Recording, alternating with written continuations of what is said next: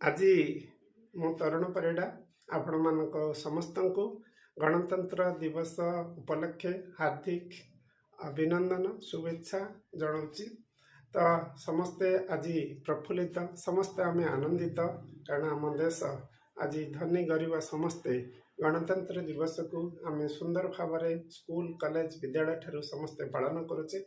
ତ ବିଲକୁଲ ଆଜି ଗୋଟିଏ ସ୍ୱତନ୍ତ୍ର ଦିନ ଆମ ସମସ୍ତଙ୍କ ପାଇଁ, ଗୋଟେ ସଂକଳ୍ପର ଦିନ, ଗୋଟେ ଆଗକୁ ଯିବାର ଜିତ୍, ଆଗକୁ ଯିବାର ଗୋଟେ ସ୍ୱପ୍ନର ଭାରତ ଗଠନ କରିବାର ଦିନ।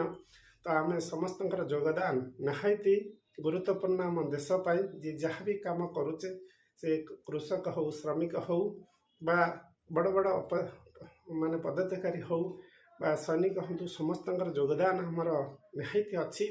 ତ ସେମିତି ଆମ ଟିମ୍ ମିଲିୟନ୍ ଡ୍ରିମର୍ସ ପରିବାରକୁ ମୁଁ ପୁଣି ଥରେ ସମସ୍ତଙ୍କୁ ଧନ୍ୟବାଦ ଶୁଭେଚ୍ଛା ଜଣାଉଛି, ହାର୍ଦ୍ଦିକ ଅଭିନନ୍ଦନ ଜଣାଉଛି।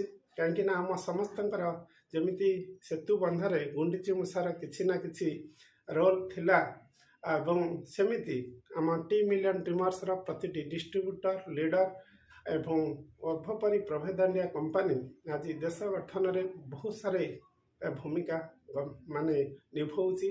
କାରଣ ଆମର ପ୍ରତିଟି ଯେଉଁ ଆସୁଛି କମିଶନ, ତାହା TDS କାଟିକିରି ଆସୁଛି, ଯେଉଁ TDS କି ସରକାର ବା ଦେଶ ଗଠନରେ ବହୁତ ସହାୟକ ହେଉଛି।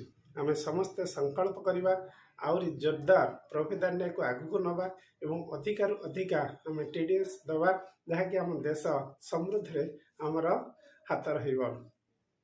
ତ ସମସ୍ତେ ଆମେ ଏକା ସ୍ୱରରେ କହିବା କି